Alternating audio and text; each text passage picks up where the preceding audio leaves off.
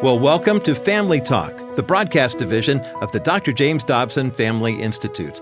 I'm Roger Marsh. Thanks so much for listening today.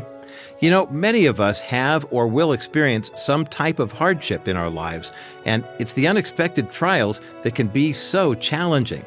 In today's classic program, Dr. Dobson is joined by his guest, Jan Harrison, to discuss how she made it through her own dark valley. Jan is an author, a speaker, and a Bible study teacher who has inspired thousands of women over the past 20 years with her ministry service. And yet, she experienced life after the storm when her son James died unexpectedly.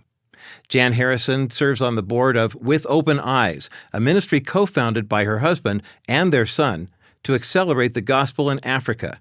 She and her husband Frank have 3 grown daughters and make their home in Charlotte, North Carolina. On today's Family Talk broadcast, Jan will be talking with Dr. Dobson about her journey of grief and her hope in Jesus, which she writes about in her book, Life After the Storm. So now let's join Dr. James Dobson and his guest, Jan Harrison, right now on Family Talk. Our pastor a few years ago preached a sermon on this subject. He said that everyone, and he put the emphasis on everyone, is either in pain or will eventually be in pain. There are no exceptions. This is the human condition, and I believe it's true. Jesus told his disciples right before his crucifixion, "In this world you will have tribulation." I mean, you can count on it. But be of good cheer, for I have overcome the world. That is one of the strangest scriptures in the Bible, because tribulation and good cheer don't really go together. You don't think of them as experiences that would come along side by side. But that is what Jesus taught us. And the reason is because when you put your faith in God, you can deal with anything that life throws at you, although it will not be easy, because that is the experience that we can expect. Our guest today has learned how to do just that. She's Jan Harrison. She's married to Frank Harrison. These are my good friends. I love these people. And Jan has been married to Frank for 38 years. You have had 4 children. Yes. And you have written a book called Life After the Storm, God Will Carry You Through. And given what we just said about it's obvious that you're talking about this subject. Now, you have actually grouped the content of this book into 3 categories that I want to talk about. We went to lunch recently, and you said that when you talk about this matter of difficulty and tribulation and hardship and some sorrow, that people all come up to you because they've all gone through it, haven't they? They have. There doesn't seem to be any exception to any human relationship or life where storms and difficulty have not been a part. What I want to tell people and encourage people and offer to people is that no matter what the storm is, no matter how dark or how difficult the experiences are that they are going through, that God has provided for them, and He will take them through it. He has already gone before. He knows the other side. He knows what we will need. He has forecasts that we're going to have trouble. You shared that scripture. It was the forecast. And He loves us, and He has given us all that we will need to get through those troubles. Yeah. and we have to take advantage of those. All right, let's make it personal here, because this is something you and Frank have gone through.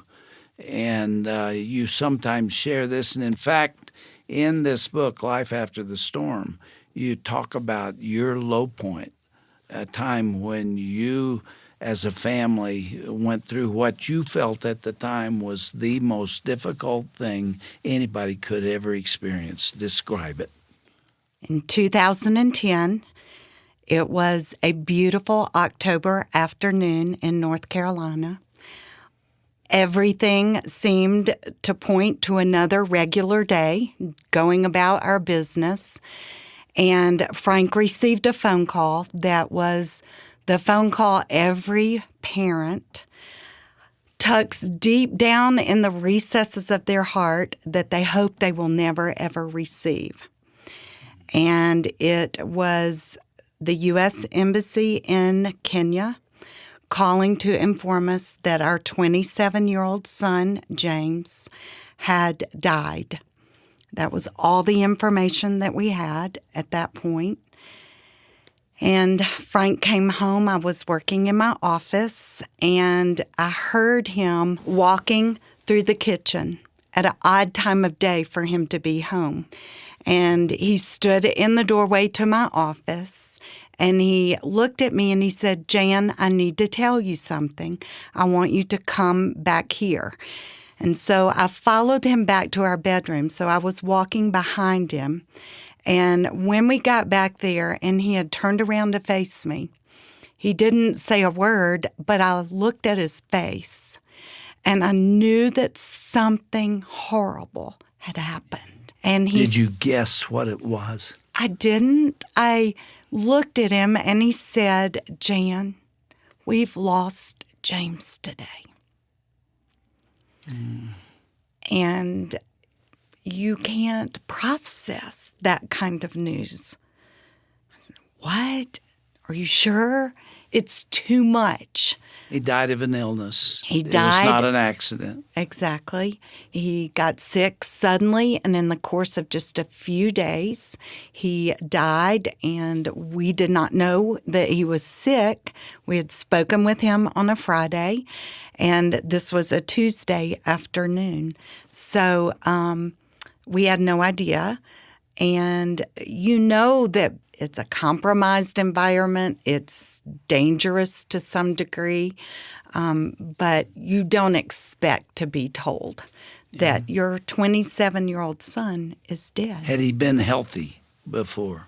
Yes, he was basically healthy. He had been in Africa for off and on for 5 years. He had had malaria. He had had a pretty serious bout with blood poisoning from infected wound, but he was healthy.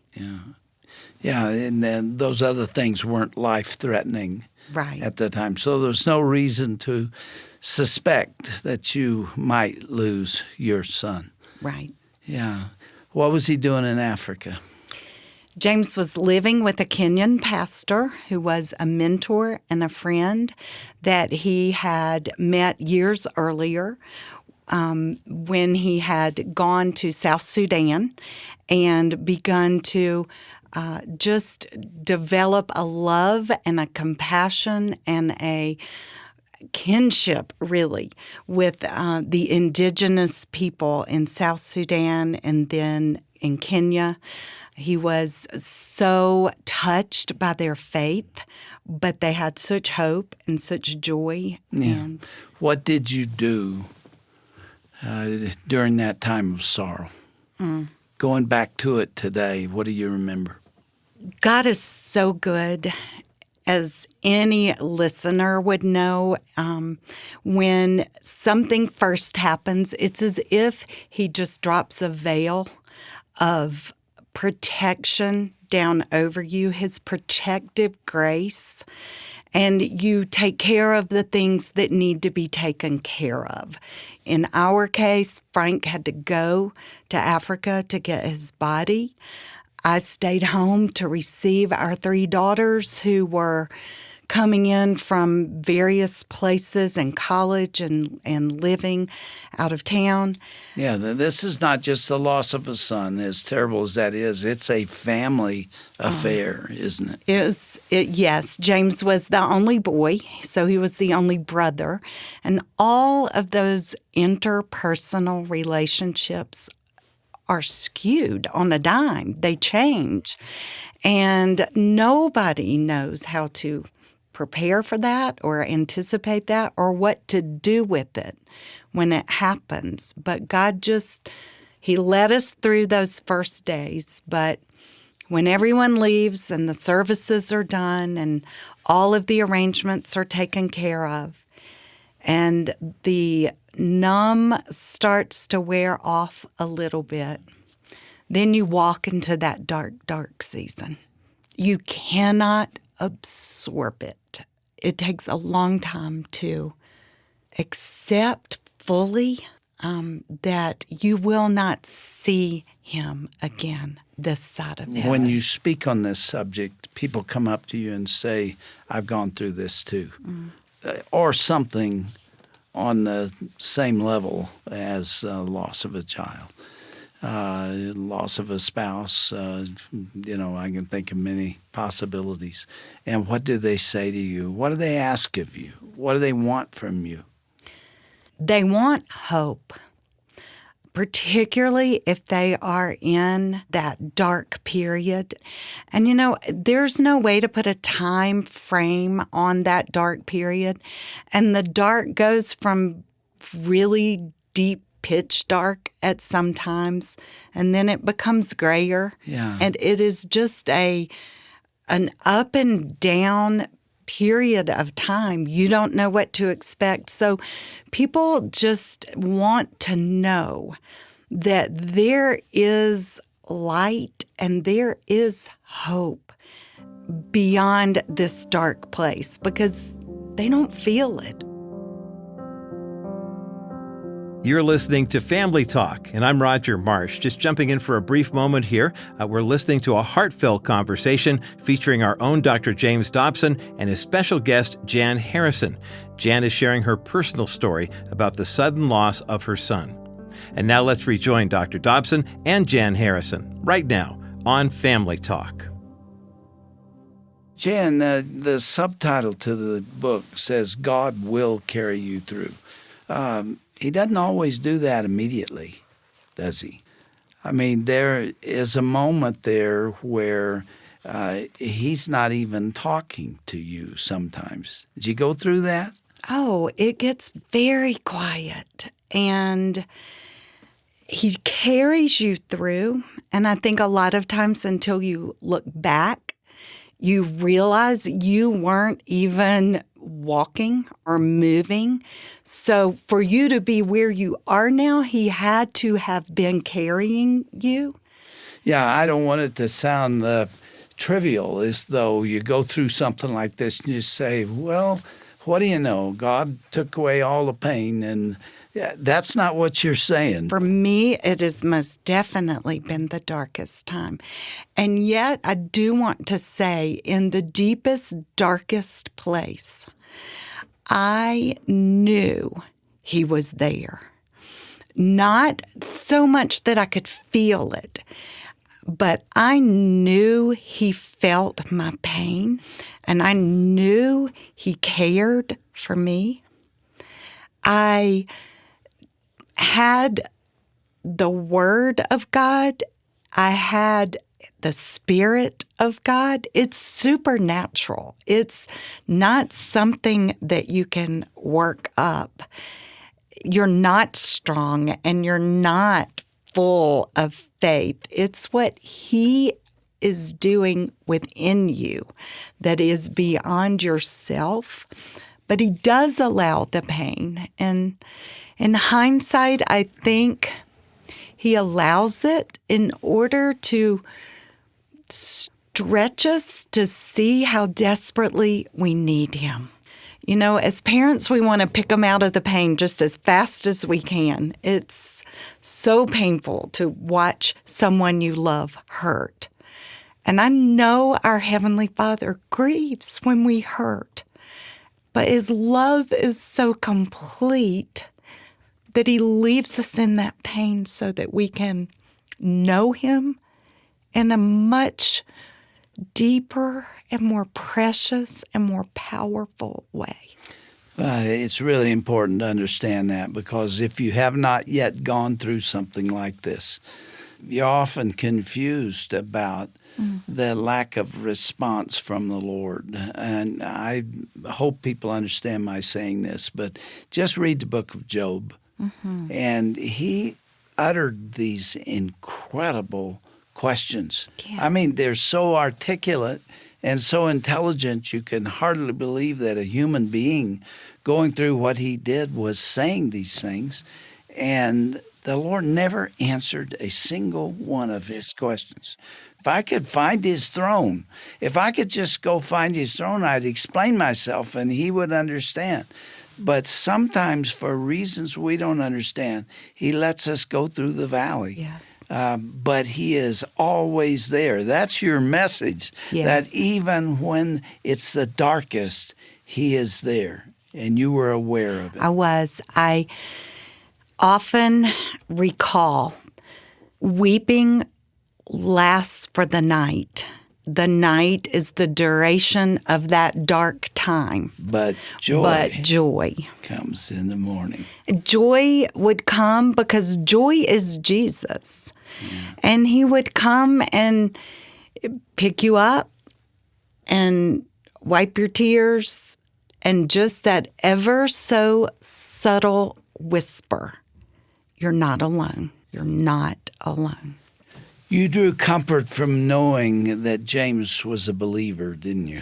Oh, my goodness, yes. The marvelous hope of seeing him again, the reality that he has never been more alive than he is right now today, the understanding that I'm just waiting. Life is a waiting room. And so for God to give us grace to wait, but I know that I will see him again. Yeah. Can you imagine the reunion when that occurs with your three girls? My heart goes out to the parents who had a son or daughter who didn't know Christ.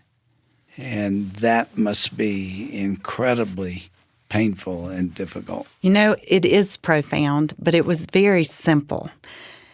Frank was in Africa, and I was at home. These were in the days immediately following James's death. And our pastor was there, and he looked at me and he said, "We're not going to tell you how to grieve, because grief belongs to you. And this is your relationship, and nobody knows but you and the Lord what all is involved here." But he said, "I want to say this, there is nothing you can do that is wrong." I was like, "Really?"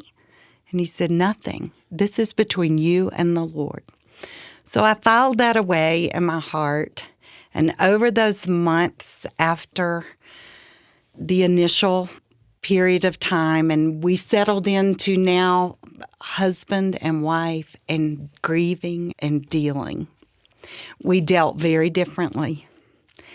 And thankfully, because both of us were in the Word, both of us were hanging on to eternal truth, though we comforted each other, neither one of us depended on the other one to be the comforter. We simply knew it was too big and too hard and too deep.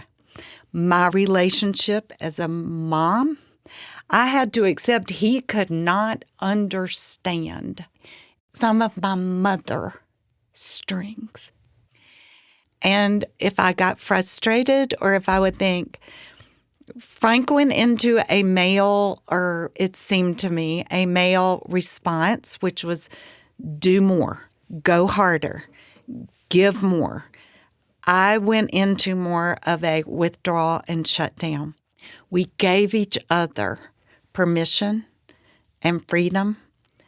And when I would get like, you're just doing all these things, I would hear that nothing he does is wrong. This is his grief, and it is between him and the Lord. And so we cried together, we prayed together, we took space from each other, and God just protected us. That's really why we aren't a statistic. Another way of describing that, Jan, is that you allowed each other to grieve in your own particular way and didn't demand the same response from your spouse that you were feeling. Right. And it didn't come at the same time. Sometimes if he would want to bring something up and I would think, I'm feeling kind of okay right now. Do you have to go there? But it's surfacing for him right now. And I think he did the same for me. God just gave us the grace to grieve together but separate. And we still do. It's now been 5 years. Have you turned a corner? The summer of right before the 4th year, we went on a family vacation. We take one, everybody in the whole family, children, their spouses, their children. And I remember when I came home, it was just an especially sweet time.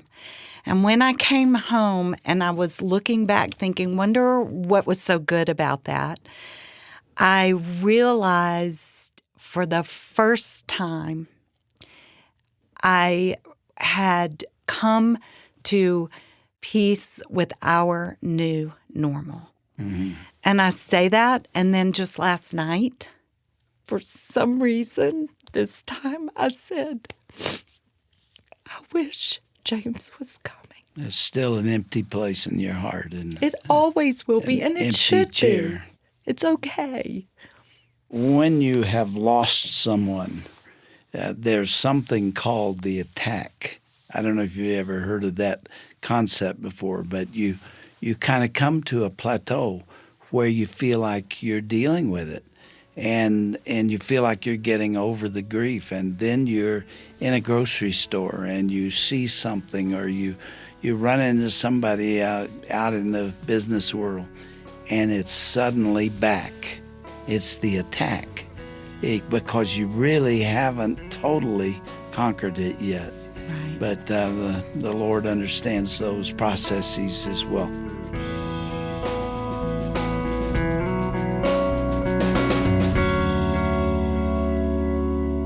Well, what a raw and vulnerable discussion here on Family Talk. And this has only been part one of the conversation featuring our own Dr. James Dobson and his guest, Jan Harrison.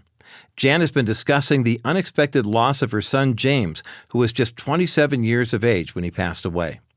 You know, grief is a strange and tricky thing, isn't it? And everyone goes through it differently. For Jan Harrison, she found comfort in her grief due to her knowledge that Jesus was always there with her, and that ultimately he promises to turn all of our mourning into joy.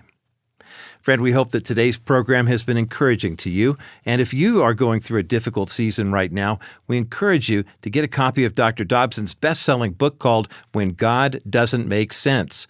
In this classic volume, Dr. Dobson offers assurance of God's constant care, even when human suffering seems to be beyond our comprehension.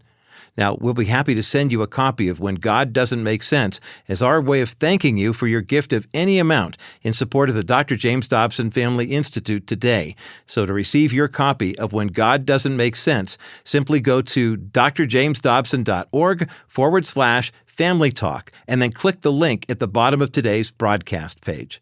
Or if it's easier, just give us a call at 877-732-6825. That's 877-732-6825. As we heard from Jan Harrison today on our broadcast, we know that our time with our children is oh so precious. The example and guidance we as parents set for our kids is critical for how they will live their lives. Both boys and girls certainly have challenges before them in today's world. And we know that there is a significant attack on masculinity in particular within our culture. To help parents navigate the obstacles of raising their sons, the Dr. James Dobson Family Institute has developed a new free 10-day email series based on Dr. Dobson's best-selling book called Bringing Up Boys.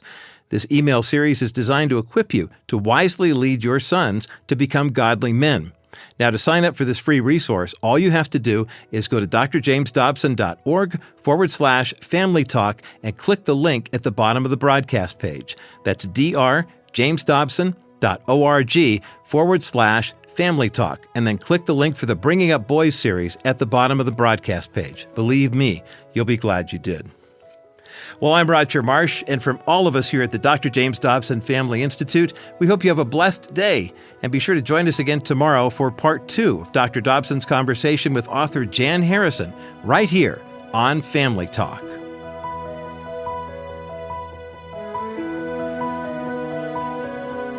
This has been a presentation of the Dr. James Dobson Family Institute.